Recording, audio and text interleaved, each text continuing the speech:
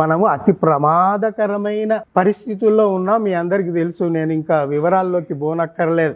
10 ఏళ్లుగా ఈ కేంద్ర ప్రభుత్వం వచ్చినప్పటి నుంచి మీకు ఒక చిన్న ఉదాహరణ చెప్తాను. బీహార్లో ఒక ఫంక్షన్ అయింది, ప్రోగ్రాము. అందులో భోజ్పూరికి సంబంధించిన ఒక గాయని, గాంధీ గారికి ఇష్టం కదా, రఘుపతి రాఘవ రాజారాం అని ఒక పాట పాడింది. అందులో ఏమొస్తుంది? ఈశ్వర్ అల్లా తేరో నామ్ వస్తుందా లేదా? అది గాంధీ గారు రాసుకుందే ఆ వాక్యం. వచ్చి ఆమె మీద మైకులు గుద్దు లాగేసుకొని నువ్వు క్షమాపణ చెప్తావా లేదా, లేకుంటే కావాలా దెబ్బలు? ఆమె హడలిపోయి అయ్యా నన్ను క్షమించండి అని దిగిపోయి. ఇప్పుడు Raghupati Raghava Rajaram a noted song in India, sung by Gandhi and his followers. Independence మూమెంట్లో అది పనిచేసింది. అంత హిస్టరీ ఉంది కదా అని ఆమె పాడితే ఆమె మీద దాడులు ఏంటి? సబబేనా ఇది? ఈ మనువాదులు అనే వాళ్ళు చేసే దురాగతాలు ఇట్లా ఉన్నాయి. జనాల్ని విభజించటం అనేది ఉంది.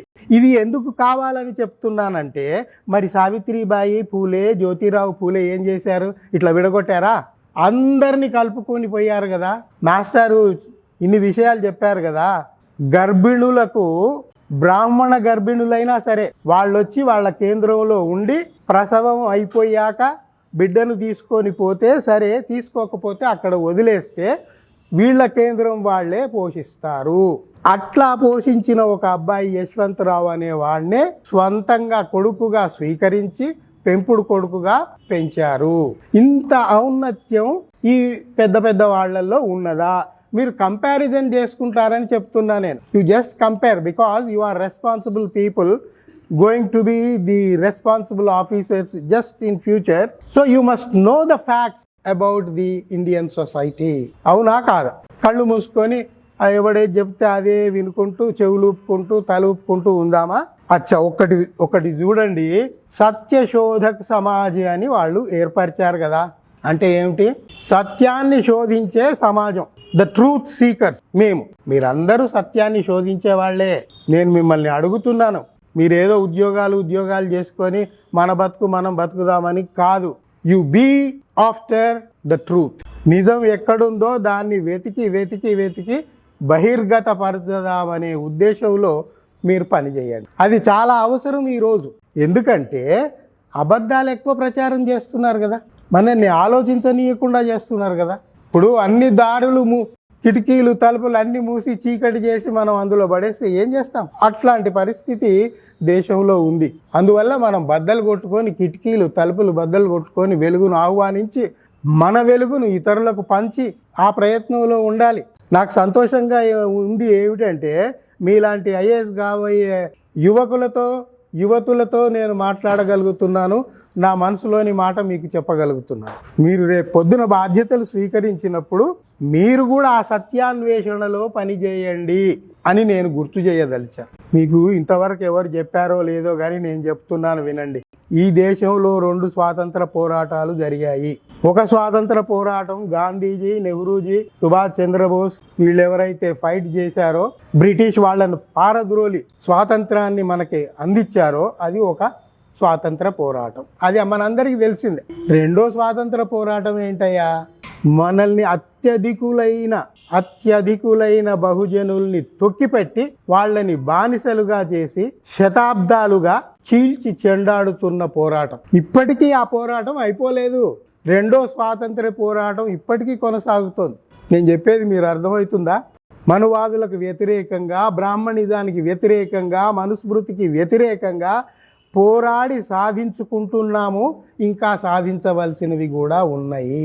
అందువల్ల ఇది 2వ స్వాతంత్ర పోరాటం చాలా వరకు సాధించాము, నో డౌట్ అబౌట్ ఇట్. కానీ ఇంకా కొన్ని అంశాలు కొన్ని ప్రాంతాల్లో ఇంకా నడుస్తూ ఉంది. దాన్ని మనం నెగ్లెక్ట్ చేయకూడదు.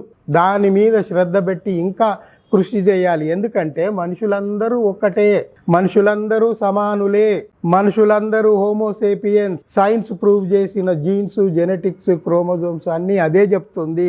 ఎవడో వచ్చి నువ్వు పైన ఉండు, వీడు కింద ఉంటాడు, ఏంటండి అది? ఈ అసమానతలని మనం పోడగొట్టడానికి నిరంతరం శ్రమిస్తూనే ఉండాలి.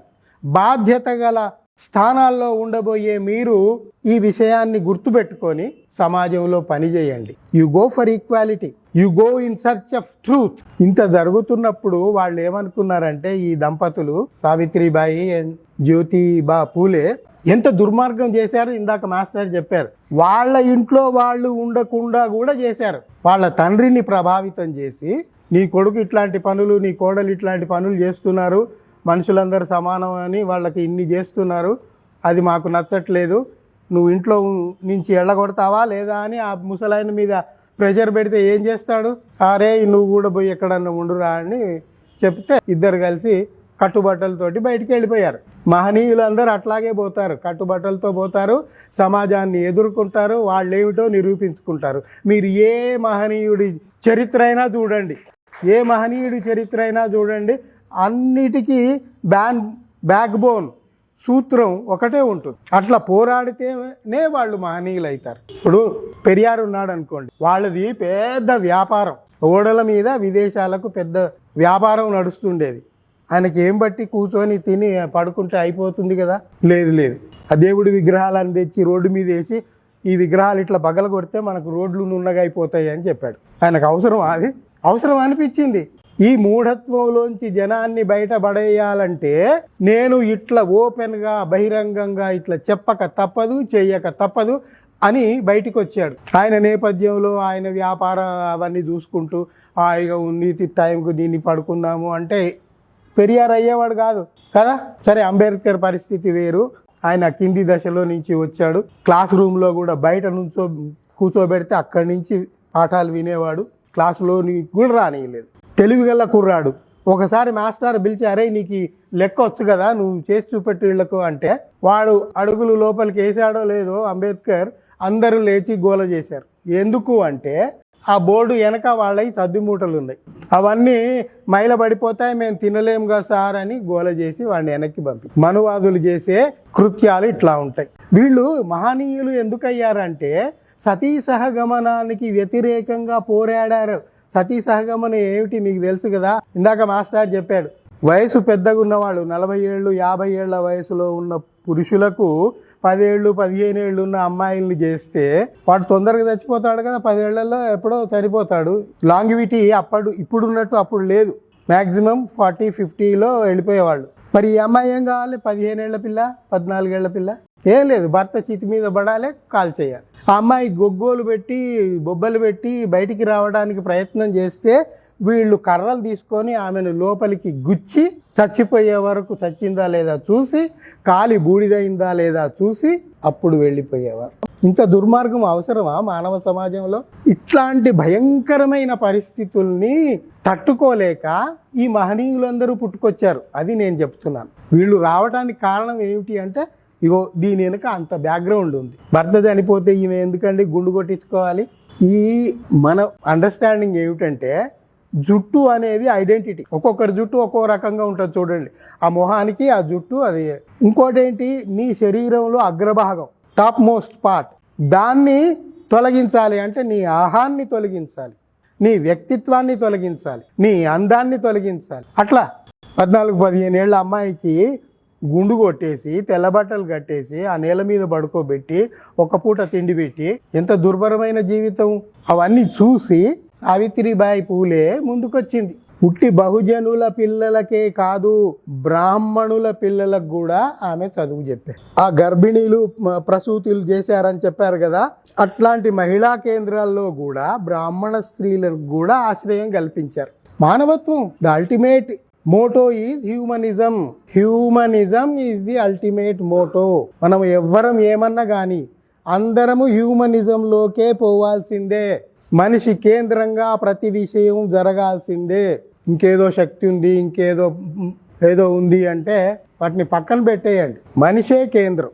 మనిషి కేంద్రంగానే ప్రతి చర్య జరగాలి, సమానత్వంగా జరగాలి. అందుకోసమే ఇంతమంది మహనీయులు వచ్చి జీవితాలు త్యాగం చేయగా ఇప్పుడు ఇంతో అంతో స్వేచ్ఛగా మనం కొంచెం బతకగలుగుతున్నాము. ఇప్పటికీ కొన్ని మూఢత్వం ఇంకా పోలేదు. ఇక్కడే హైదరాబాద్లోనే అదేదో ఇక్కడే మౌలాలి దగ్గర ఎక్కడో ఆ స్కూల్లో ఒక పిల్లోడు అయ్యప్ప మాలేసుకొని స్కూల్కు పోయాడు. వాళ్ళ పీటీ సారు ఉక్కుగూడ తుక్కుగూడ ఏదో ఉంది ఇక్కడే దగ్గర. వాళ్ళ పీటీ సార్ ఆ గేట్ దగ్గరనే ఆపే, అరే నువ్వు యూనిఫామ్లో రావాలని తన్ని క్లాసులోకి పంపాడు. క్లాసులోకి పోతే వీడు హోంవర్క్ చేయలేదు. హోంవర్క్ చేయనందుకు ఆ మాస్టర్ వాడిని ఒక చెంపదెబ్బ తీశాడు. అంటే అయ్యప్ప మాల వేసుకున్నోడిని నువ్వు కొడతావా అని అయ్యప్ప స్వాములందరూ వచ్చి ఆ మాస్టర్ను బయటికి పిలిచి వాడి కాళ్ళు మొక్కిచ్చారు. క్షమాపణ కాదు, ఆ కుర్రవాడి కాళ్ళు మొక్కిచ్చారు. అవసరమా ఇది? కుర్రవాడెంత తప్పు వాడిది, హోంవర్క్ చేయలేదు, యూనిఫామ్ లేకుండా ఆ డ్రెస్లో వచ్చాడు, తప్పన్ని వాడి దగ్గర పెట్టుకుని వాడి కాళ్ళు ఈ మాస్టర్తో మొక్కిస్తే ఏమిటి? అంటే బ్రాహ్మణిజం చేసేది, వైదిక మతం ప్రకారం చేసేది, మనువాదులు చేసేది, మనుస్మృతి చెప్పేది ఇట్లాంటివి. ఇవన్నీ తగ్గించాలి, అందరూ ఈక్వల్గా ఉండాలి, ఒక పద్ధతి ప్రకారం ఉండాలి, మనిషి కేంద్రంగా మనం ప్రవర్తించాలి, మన నిర్ణయాలన్నీ మనిషి కేంద్రంగా తీసుకోవాలి అన్న దృక్పథం ఉంటే, ఆ ఆలోచన ఉంటే వేరే ఉంటుంది. మీకు నేను